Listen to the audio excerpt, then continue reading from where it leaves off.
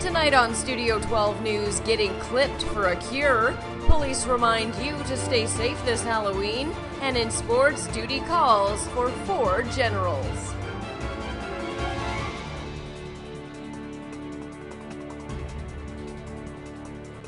Good evening, I'm Heather St. Amand. We're just 2 days away now to the start of Movember. Men across the country will spend the month growing mustaches to raise money and awareness for prostate cancer.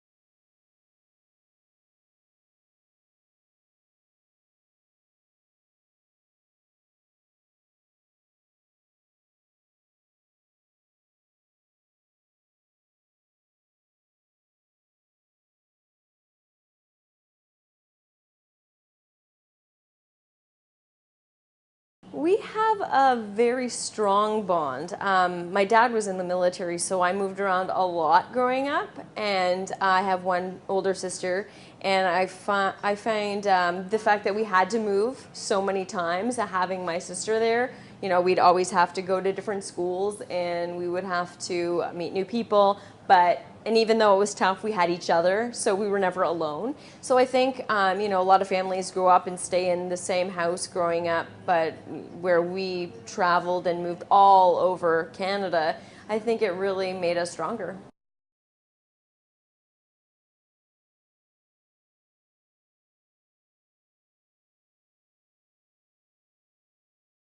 When the time came to decide what I wanted to do in life, I did actually want to be an actress, and I told my parents that I'm not going to college, I'm going to pack up and move to LA and live in my car. Well, having a military dad, he didn't like that idea so much. So he's like, you have a great personality, you're a good writer, you want to be in front of the camera, try journalism. And I thought, you know what, that's a good idea. And then at least if my acting dreams didn't go as planned, I'd have a backup, and then my backup turned into my dreams, and I just loved it.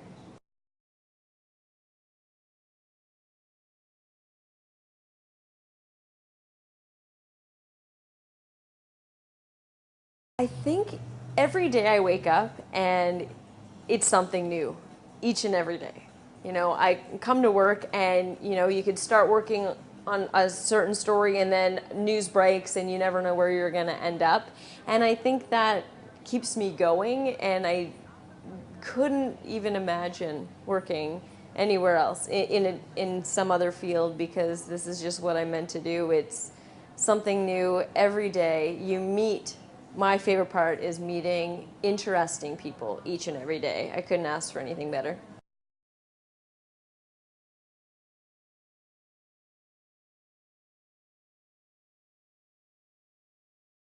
My advice to anybody getting into this field is, you know, you can't expect to land your first job in a big city. Maybe unless you know somebody, or your dad or grandfather is Peter Mansbridge. So my advice to anyone getting into this, if you don't have any connections in the field like I did, you have to go and apply to places that you can learn and move up. My first job was in radio, but I did want to continue into television, so I packed up and moved to Lloydminster, Alberta, and I was a director. And they knew, because it was a small station, they knew that I really wanted to be a reporter, anchor. And after 6 months, I was leading the 6 o'clock newscast. It's those small news outlets that take the time to help you better your career, teach you the skills that you need, and give you a chance. And that's where you can learn and make your mistakes before going into the bigger market.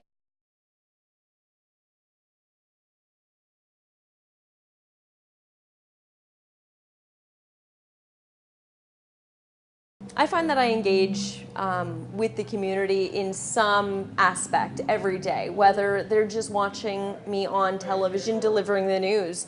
But I'm not just an anchor, I'm also a reporter. So every day I get to go out and, you know, hopefully make a difference in some people's lives. You know, I've covered some stories where people have cancer and, you know, they come to me looking for help to raise awareness about that. And it feels good when those people get the answers that they're looking for. And I find just going out and meeting people every single day, you really hope that you make some difference in their lives, but I think they're making the most difference in my life, to be honest.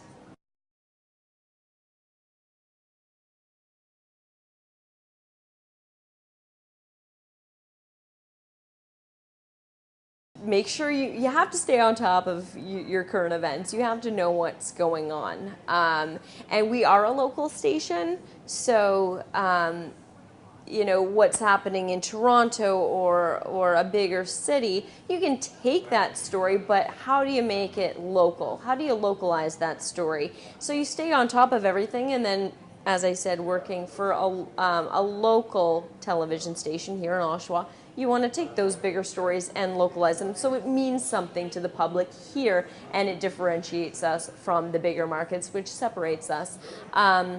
So to keep up with it, you just gotta keep your nose in the news and follow everything that's happening, every election, every scandal, everything.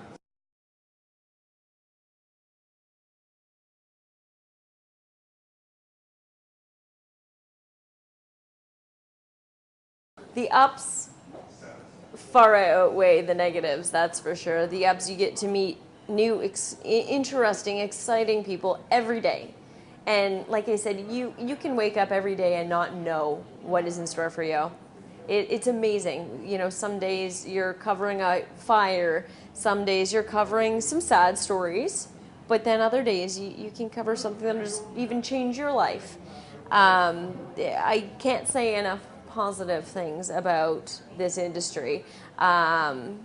Depending on who the person is, a negative could be you can get called in at any hour of the day or night, depending, because news never stops. So some people that might be a deal breaker, but like I said, news doesn't stop, and if you're a journalist, that's what you sign up for.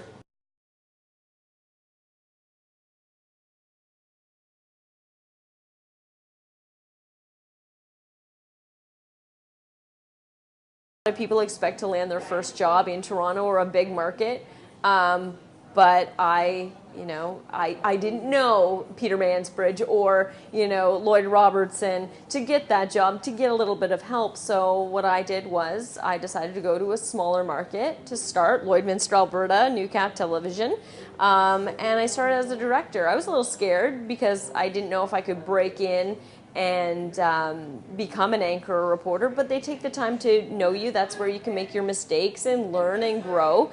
And a smaller station prepares you for a bigger market. So my biggest advice would be to go somewhere small and learn from your mistakes and learn the industry with people that have the time to really teach you the ins and outs of journalism.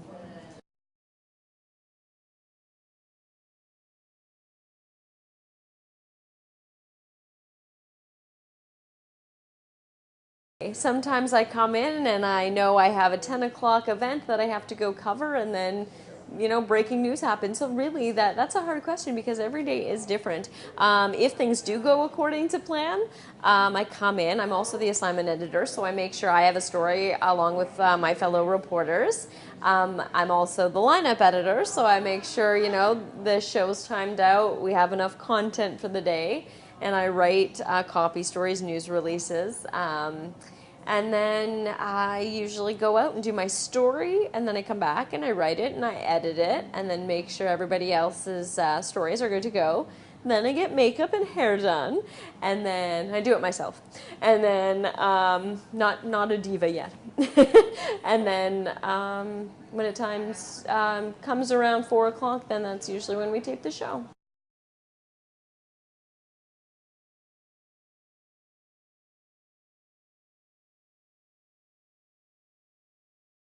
I find we all strive to help each other. When my fellow reporter, I carry about 5 different titles. So my fellow reporter, if she sees I'm struggling with the day and time is passing by and we have to hit the airwaves soon, they step up and they really help, and and you take the good with the bad. But in the end, we're all a big happy family, and you have to have that relationship. But I'm not gonna lie, nothing's always, and nothing's ever perfect. There's gonna be like little, bickering here and there, but in the most part, well, that's like a real family, right?